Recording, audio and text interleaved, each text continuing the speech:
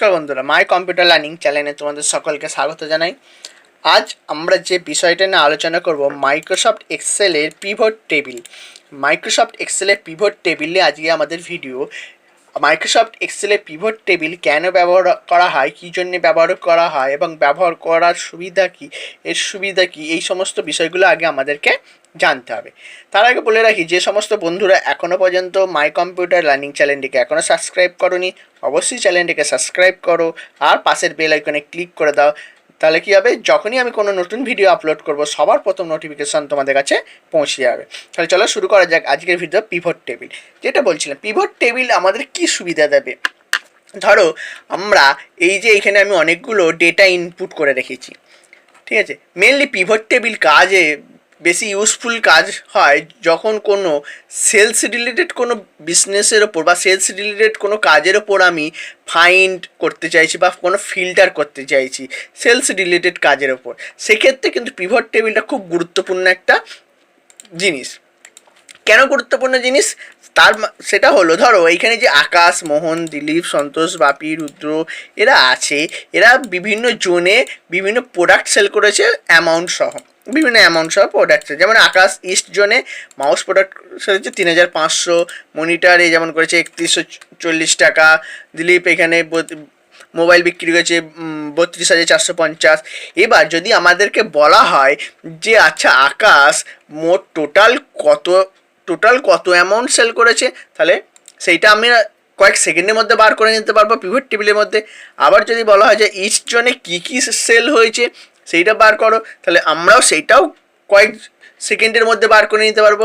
আবার যদি বলা হয় যে মাউস কোন কোন জনে কে ব্যবহার করেছে সেটা দেখো, সেটাও আমরা কয়েক সেকেন্ডের মধ্যে বার করে নিতে পারবো। এই কাজগুলোর জন্য আমরা পিভট টেবিলকে ব্যবহার করব। তাহলে চলো দেখা যাক কীভাবে আমরা পিভট টেবিলের কাজ করব।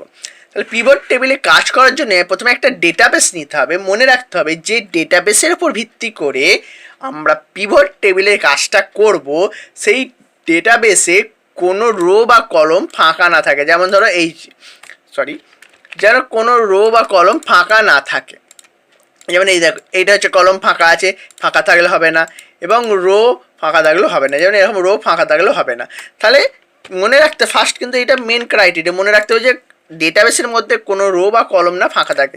এই যে দেখো আমি যেমন করেছি, একটা রো বা কলম কোনো ফাঁকা নেই, পুরো একদম পাশাপাশি ওপর নিচে যেরকম আমরা ডেটা ইনপুট করি সেরকম ডেটা ইনপুট করে রেখে দিচ্ছি। তারপরে কি করতে হবে, তারপরে এই ডেটাবেসটা আমরা সিলেক্ট করতে হবে। কীভাবে আমরা ডেটাবেসটা সিলেক্ট করব, যদি বড় ডেটা হয়, অনেক ডেটা আছে, 1000-5000 ডেটা আছে, সেক্ষেত্রে আমরা একবারে সিলেক্ট করে নিতে হবে। কীভাবে, ডেটাবেসের মধ্যে যে কোনো এক জায়গায় ক্লিক করো, Ctrl+A প্রেস করে দাও, দেখবে পুরো ডেটাটা সিলেক্ট হয়ে গেছে। এরপর আমরা চলে যাব ইনসার্ট রিবনে পিভট টেবিলে। দেখতে পাচ্ছ তোমরা ইনসার্ট রিবনের আন্ডারে পিভট টেবিল আছে, সেখানে চলে গেলাম। যাওয়ার পর এইখানে দেখাচ্ছে সিলেক্ট ডেটা অর রেঞ্জ, ঠিক আছে। Select table or range, table বা একটা টেবিল সিলেক্ট করো বা তার রেঞ্জটাকে সিলেক্ট করো। দেখো অটোমেটিক্যালি যেহেতু আমার টেবিলটা সিলেক্ট করা ছিল, সেহেতু আমার রেঞ্জটা সিলেক্ট হয়ে গেছে, আর আমাকে এক্সট্রা কিছু করতে হবে না। এবার একটু নিচের দিকে দেখি কি বলেছে, choose where you want to the pivot table report to be place. আমি পিভট টেবিলের রিপোর্টটা কোথায় প্লেস করতে চাইছি, আমাকে সেটা সিলেক্ট করতে বলছে। নিউ ওয়ার্কশিট মানে একটা নতুন ওয়ার্কশিটে, যেমন ধর এখানে আছে Sheet 1, Sheet 2, Sheet 3, আমরা জানি Sheet 1, Sheet 2, Sheet 3 একটা ওয়ার্কশিট, না এক্সিস্টিং ওয়ার্কশিট মানে যে ওয়ার্কশিটে আছি আমরা সেই ওয়ার্কশিটটাই করতে বলছে। আমি চাইছি যে ওয়ার্কশিটে আমরা আছি সেই ওয়ার্কশিটেই আমরা করব। তার জন্য কি করব না, এক্সিস্টিং ওয়ার্কশিটে সিলেক্ট করলাম। লোকেশান চাইছি আমরা কোন লোকেশান, আমরা একটা লোকেশান দিয়ে দিলাম, এই যে ধরো এতটা আমি লোকেশান দিয়ে দিলাম। দেওয়ার পর এটাকে ওকে করে দিলাম, হয়ে গেল। দেখো এখানে এসে গেল, পিভট টেবিল এসে গেল। কি বলেছে এইখানে, to build a report choose field from the pivot table field list. Field list থেকে এই যে দেখতে পাচ্ছ পিভট টেবিলে ফিল্ড লিস্ট এসে গেছে, এইখান থেকে আমাকে রিপোর্টটা তৈরি করার জন্য বিল্ড করতে বলছে ফিল্ডগুলো নিয়ে। তাহলে এবার আমি কি বললাম যে আমরা নেম অনুযায়ী একটা অ্যামাউন্ট বার করব, তারপরে জোন অনুযায়ী অ্যামাউন্ট বার করব, প্রোডাক্ট অনুযায়ী অ্যামাউন্ট বার করব, সেই প্রোডাক্টকে কোথায় সেল করেছে সেইটা বার করব, আকাশ কোন জোনগুলোতে কাজ করেছে, কি প্রোডাক্ট সেল করেছে সেগুলো বার করব, সব আমরা কয়েক সেকেন্ডের মধ্যে বার করলাম। তার জন্য আমরা প্রথমে কী করব, নেমটাকে, এই যে নেমটা যেমন রো অনুযায়ী আছে, নেমটাকে রো অনুযায়ী একটু সাজিয়ে নেবো। তাহলে নেমে ক্লিক করতে দেখতে পাচ্ছ এখানে, এখানে নেমে ক্লিক করলাম, ক্লিক করার পর নেমটাকে টেনে এনে রোয়ের ঘরে ছাড়বো বা ক্লিক করে দিলেই হয়ে যাবে। দেখো যদি আমরা এটাকে এইভাবে করি তাহলে কী করবো, নেমটাকে ধরে এনে এই যে রো আছে রোয়ের ঘরে আমরা ছেড়ে দিলাম। দেওয়ার পর দেখতে পাচ্ছ তোমরা নেমটা রো অনুযায়ী সাজিয়ে গেল। আমার কটা নাম ছিল, 3টে 6টা নাম ছিল, 6টা নামই এসে গেল। এবারে আমরা কি করব, প্রোডাক্টের নামগুলো নেব। তাহলে প্রোডাক্টে ক্লিক করলাম, বা আমরা জোন ধরেই করছি, তাহলে জোনটাকে ক্লিক করে আমরা কলমের ঘরে ছাড়লাম। দেখো জোন, দেখো জোনগুলো সিলেক্ট হয়ে গেল, ইস্ট ওয়েস্ট নর্থ সাউথ। এবার কি চাইছি না, জোন ওয়াইজ টোটাল দেখতে চাইছি। তাহলে আমরা টোটালটাকে মানে অ্যামাউন্টটাকে নিলাম, নিয়ে ভ্যালুর ঘরে ছাড়লাম। ভ্যালুর ঘরে আমরা কি ছাড়বো, এটা হচ্ছে অটো সাম, যেগুলো আমরা যোগ করতে চাই কোন নাম্বার, সেই নাম্বারগুলো আমরা কিন্তু ভ্যালুর ঘরে ছাড়বো। এবার যদি আমরা দেখতে চাই, তাহলে এটাকে একটু বড় করে দিই, তাহলে তোমাদের দেখতে সুবিধা হবে। একটু বড় করে দিলাম, বড় করে দেখো তোমরা দেখতে পাচ্ছ এবার যে আমি যে বললাম যে আকাশ কোন জনে কত কাজ করেছে, টোটাল কত কাজ করেছে আমরা সেটা দেখতে পাবো। দেখো এখন আমি এটা যে সিলেক্ট করি, দেখতে পাচ্ছি আকাশ ইস্ট জোনে আর নর্থ জোনে, ইস্ট জোনে এত টাকা করেছে, নর্থ জোনে এত টাকা কাজ করেছে, গ্র্যান্ড টোটাল ও এত টাকা সেল করেছে। তাহলে এবার যদি আমাকে বলে বাপি কত করেছে, আমি বলে দিতে পারবো। তাহলে এবার যদি আমাকে প্রশ্ন করা হয় যে আচ্ছা আকাশ তো ইস্ট জোনে এত টাকা সেল করেছে, তাহলে এত টাকার মধ্যে কি এত টাকা সেল করেছে আমাকে একটু বলো তো। তখন আমরা কি করব, সেক্ষেত্রে এই যে আকাশের ইস্ট জোনের যে নাম্বারটা ভ্যালুটা আছে তার উপর আমি জাস্ট ডবল ক্লিক করে দেবো। ডবল ক্লিক করলেই আমাকে একটা অন্য সিটে দেখিয়ে দেবে যে আকাশ কোন জোনে কি কি করেছিল। দেখো আকাশ ইস্ট জোনে কি সেল করেছিল, সব মাউস সেল করেছিল, সেইটা এটা এতটা।